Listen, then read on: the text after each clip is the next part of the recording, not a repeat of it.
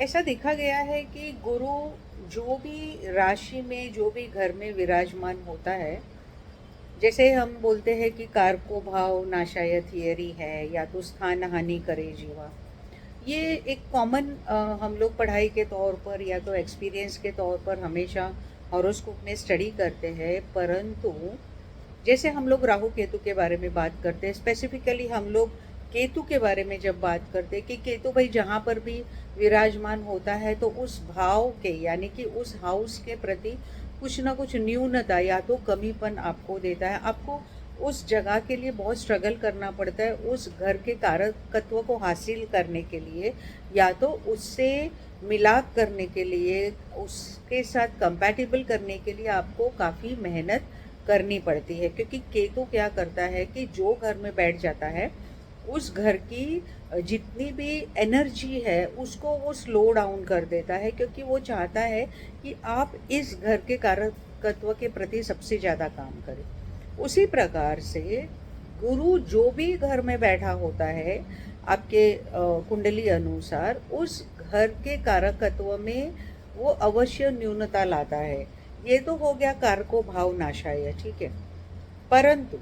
अगर हम कार्मिकली इस ग्रह को देखते हैं, यानी कि गुरु महाराज कार्मिकली कैसे हमारे जो भी घर में विराजमान होते हैं अपनी कुंडली में, तो कैसे काम करते हैं, तो यह गुरु जहाँ पर भी बैठा है तो उस घर के प्रति आपके बहुत ज़्यादा कर्म बाकी है। आपने उस घर के प्रति बहुत ज़्यादा काम करना है। गुरु जो भी घर में विराजमान होता है, उस घर के सभी कारकत्व को, सभी,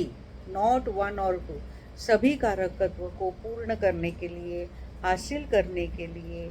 मिलने के लिए बहुत बहुत ज़्यादा भाग दौड़ आपको करनी पड़ती है। मैं एक आसान सा आपको एग्जाम्पल इसका बता देती हूँ कि जिनका भी गुरु समझो पंचम भाव में विराजमान है, पांचवा स्थान है, तो उनको हमेशा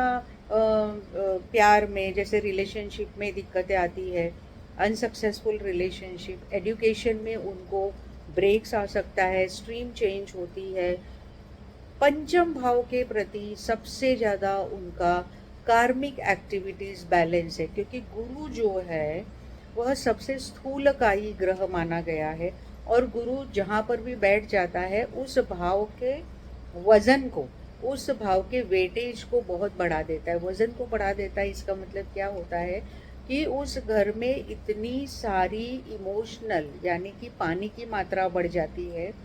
ऑक्सीजन की मात्रा बढ़ जाती है, क्योंकि ऑक्सीजन इतना बढ़ जाता है कि लेना मुश्किल हो जाता है। कई बार ऐसी सिचुएशन होती है, सब कुछ सामने है लेकिन हम लोग कुछ ले नहीं पाते। तो गुरु जो भी घर में विराजमान होता है, जैसे हम लोग अभी पंचम भाव की बात कर रहे थे, तो जितने भी कारकत्व है पंचम भाव के, आप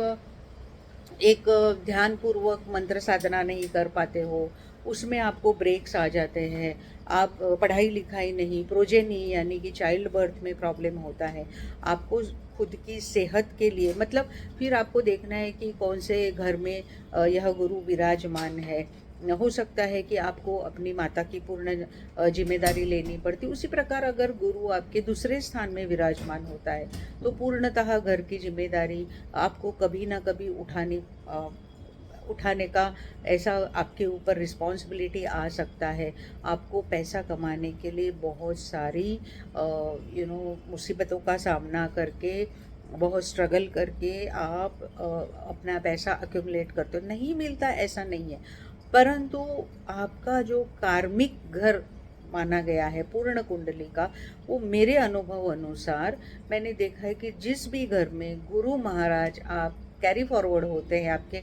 कई जन्मों के आपके प्रायश्चित, पुण्य, पाप, इस सब के अनुसार वह घर आपका कार्मिक घर बन जाता है, जो इस घर में आपका गुरु विराजमान होता है। तो आप अपने हॉरोस्कोप में देखिए और मुझे अवश्य कमेंट बॉक्स में लिख के बताइए कि आप क्या कुंडली में गुरु जहाँ पर भी है तो आपको कैसा अनुभव हो रहा है। धन्यवाद।